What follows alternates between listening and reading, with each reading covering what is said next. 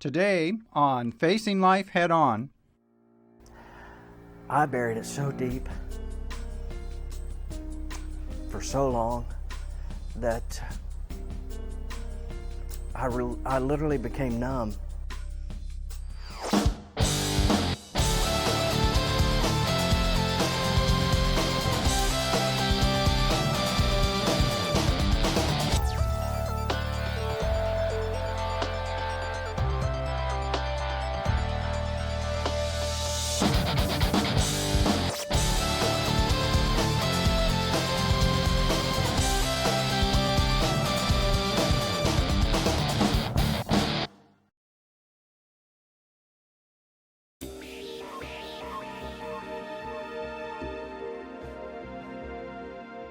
Fathers of children who are aborted commonly experience post-abortion stress.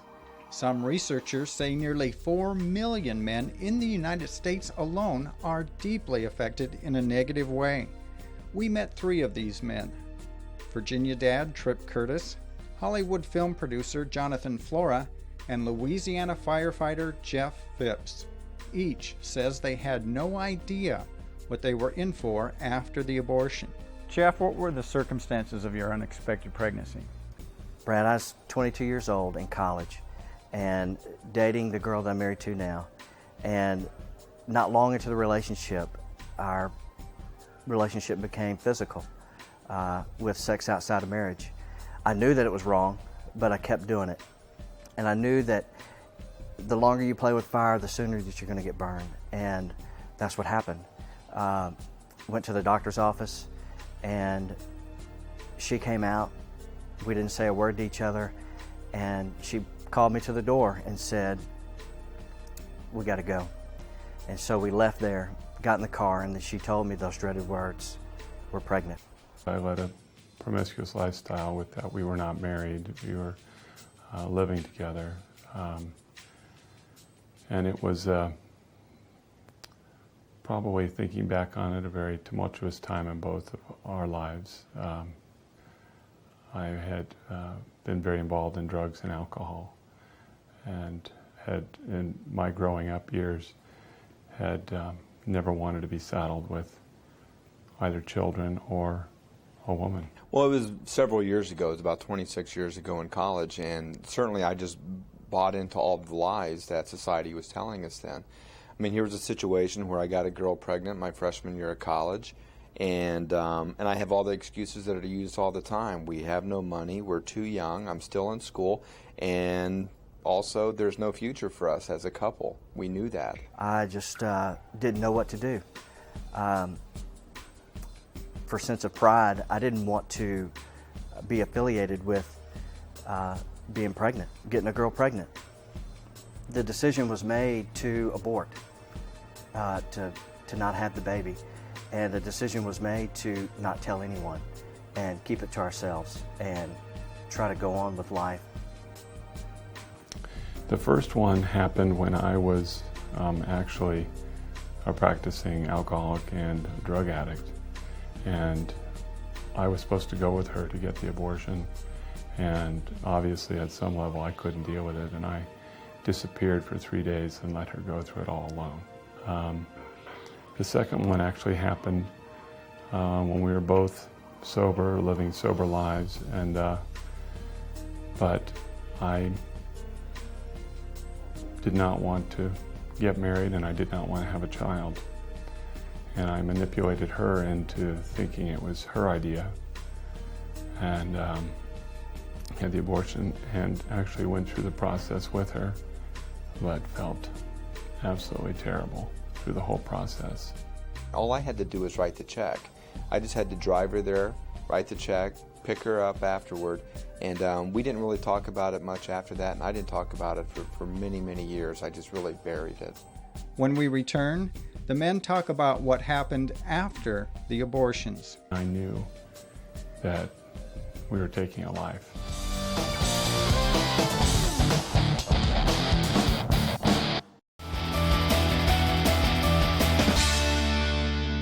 Studies say post-abortion stress largely stems from an instinctive male drive to provide for and protect his family. Abortion interrupts fulfillment of these natural desires, leaving many men struggling with feelings of guilt, inadequacy, and anger. Louisiana firefighter Jeff Phipps says those symptoms kicked in shortly after he and his girlfriend had an abortion. What was your immediate reaction then after the abortion took place? A sense of relief that I thought was relief. I remember the day that Sheila drove by. A friend drove her by the house. I was outside doing yard work with my dad, and I saw her, and I was thinking to myself, what have I just done? A part of me was just ripped away.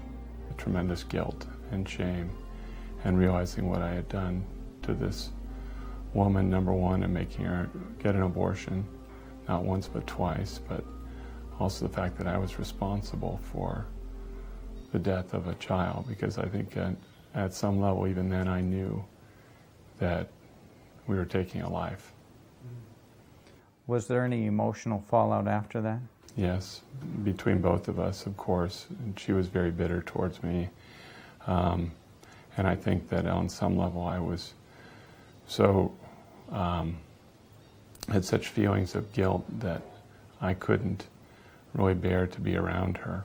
So the relationship didn't last after the abortion? No, it didn't last. The abortion created problems that would cause Sheila and I to be distant from each other for certain periods of time. Even though we were together, we weren't together, if you know what I'm saying. We didn't communicate very well. We would argue, and we'd just go nowhere. Have you stopped to think of the long-term ramifications of abortion and what they might have meant to you as a couple? No, I didn't. What did cross my mind at the very beginning was to maybe tell our parents to be strong enough to do that. But I just couldn't be put as an outcast, couldn't be the black sheep. I had such what I thought was a good image up till then, a non-tarnished image. But ever since that day, my life changed. Things just went from good to just falling way down. It was hard for me to live. What lengths did you go to keep it a secret? I buried it so deep for so long that I literally became numb, that I didn't say anything to anybody. I didn't talk to Sheila about it. No one knew except for her and the girl that took her. We just didn't talk about it. But there wasn't a day that didn't go by that I didn't think about it or was reminded. And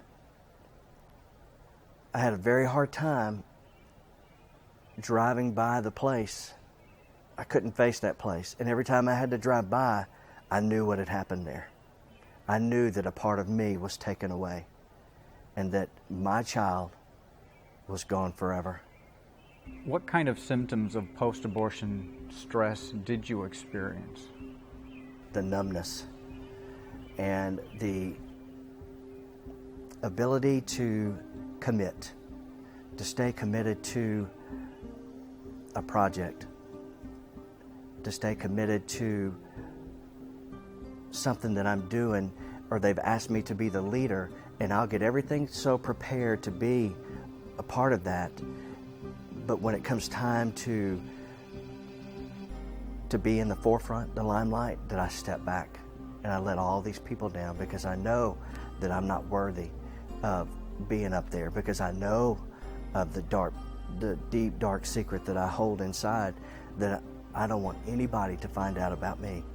I know there's a lot of anger, rage, and I just let it fester, just keep it suppressed, and then just let it fester and fester and fester until it would just come out in a full-blown rage. My life would be a roller coaster. One week it would be really good, and the next 3 weeks would be just down in the pits. I would just have all this self-pity and just be thinking, why am I down here? What's going on with me? I carried it with me, kind of like part of my hall of shame. When I came back to my faith, which will be 10 years ago this coming June, and my wife and I, after we married, we were being told by doctors that we couldn't have our own children. And so there was that period of time, at least briefly anyway, that I was feeling that I wondered so much if I was being punished for having aborted a child, and proved maybe my unworthiness of being a father so many years ago that now I was not going to have the opportunity this time around. The good news is that we did have 2 children, beautifully blessed children, conceived naturally or supernaturally. But the big step was, when that started coming back up inside of me, was forgiveness. And finally accepting God's forgiveness, and through that being able to know that I could forgive myself.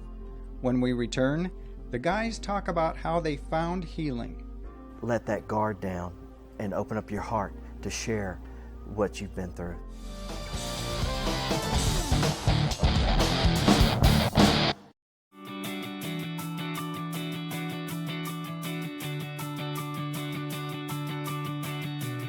Whether you're a student needing answers, a parent needing help, or a concerned citizen wanting to make a difference, Life Issues Institute has the resources you need to put your values into action. Life Issues Institute is an international educational organization committed to protecting innocent human life. Life Issues Institute knows what it takes. That's why millions throughout the world turn here for help. Life Issues Institute has authored more pro-life publications than any other entity in the world, and its materials are printed in over 30 languages. Radio broadcasts, newsletters, and a website filled to the brim with the answers you're looking for are just a click away. Go to facinglife.tv and click on the link to Life Issues Institute to find out more about how you can change the heart of a nation. Earlier, we met Hollywood film producer Jonathan Flora, Virginia dad Tripp Curtis, and Louisiana firefighter Jeff Phipps. All say the abortion of their unborn children, a decision they now regret, left them severely scarred. But the men believe there is hope and healing. Jeff, how did you deal with the symptoms of post-abortion stress? How did you get on the road to healing? My initial was to suppress.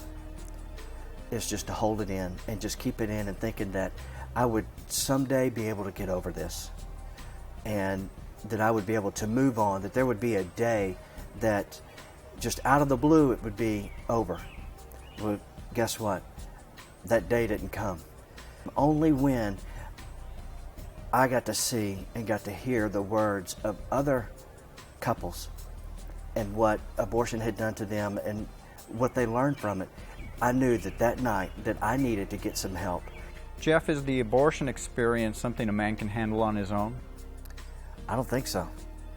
I don't think anybody, a man or a woman, can handle it by themselves, especially a man, because I know what happens with guys. You just don't talk about those kinds of things. What is the first step to doing that? The first step was to remove your pride. That's a very hard thing to accomplish for a guy. It's when you remove your pride that you can let that guard down and open up your heart to share what you've been through, the pain that you feel way, way deep down in your heart. So would you tell the man out there that he needs to not hesitate to come forward and ask for help? It's the first step, like anything else, toward any typical recovery is to come out, and also don't do it alone.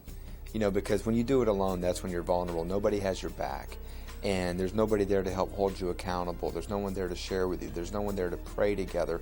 As we know, one sends 1,000, two send 10,000.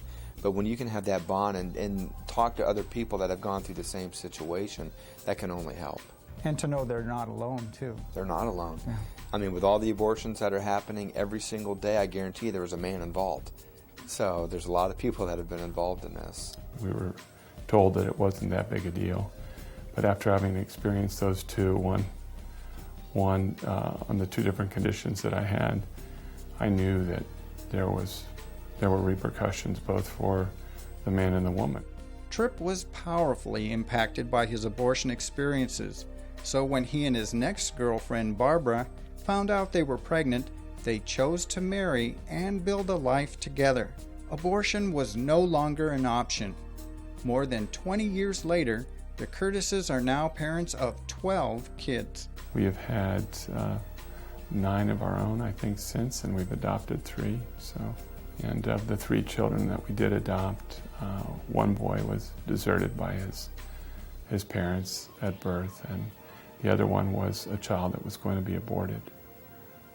And I think that came into play because when the man called me and asked me about possibly adopting his wife's child that she was carrying, he told me that if his wife had told him, or he had made a deal with his wife, if he could find a family to adopt the baby, that would carry him to birth. And the first thing that came to my mind was Jesus' words in my ears saying, "As you've done unto the least of these, my brethren, you've done unto me."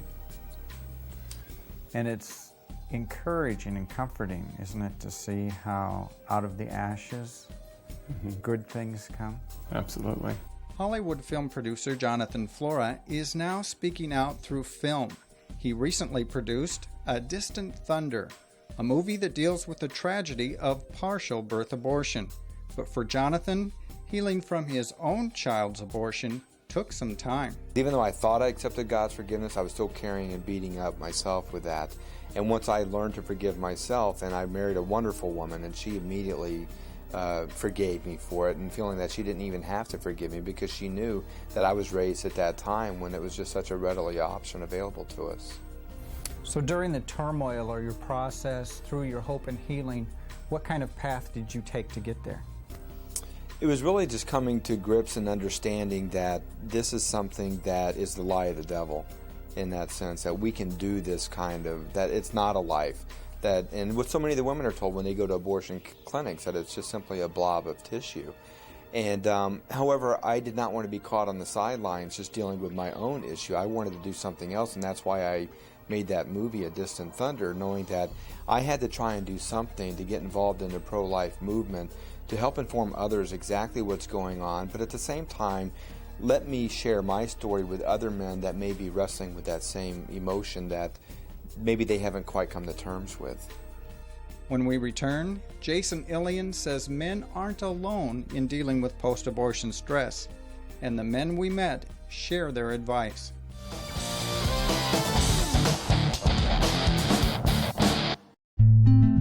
If you're a guy who's having a hard time dealing with an abortion, there's something you need to know. You're not alone. Millions of men are dramatically changed when they find out that they've lost a son or a daughter. Some men get angry.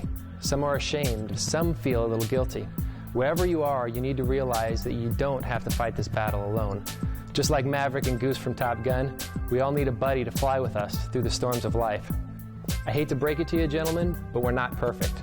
But if we stick together and we work through our problems together, we can all become the men we long to be.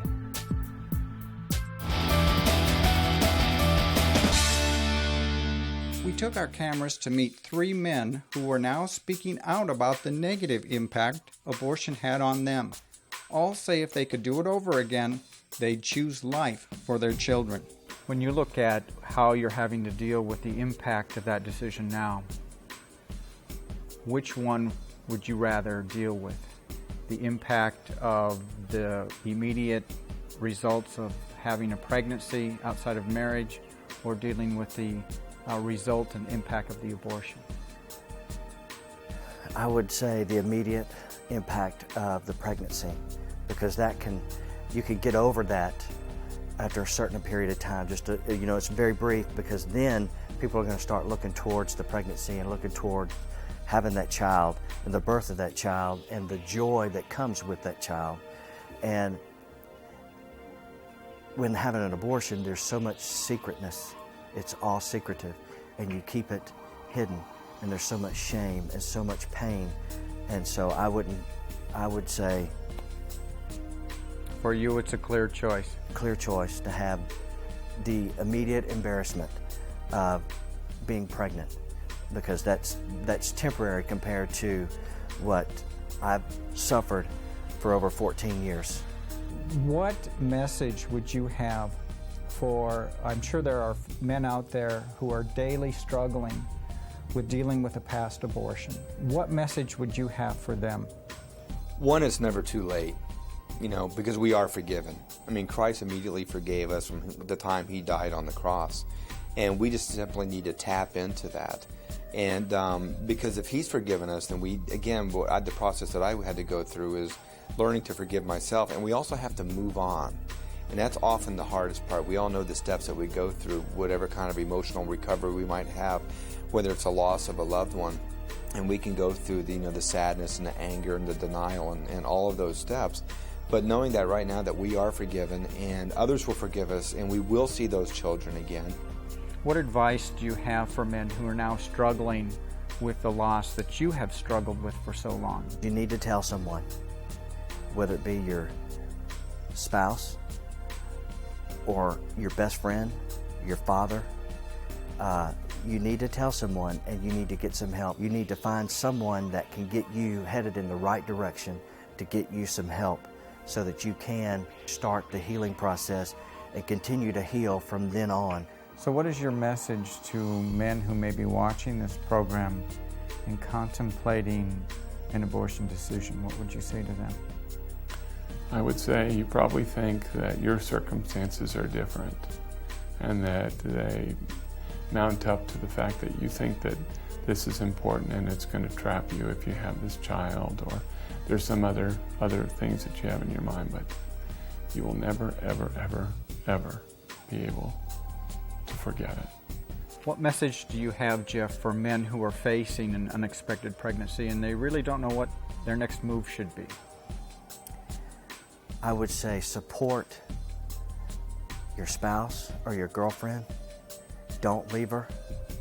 And I would strongly suggest that you have the baby. Keep it. If you can't keep it, have the baby and give it up for adoption. But trust me, do not take the life of your child through abortion.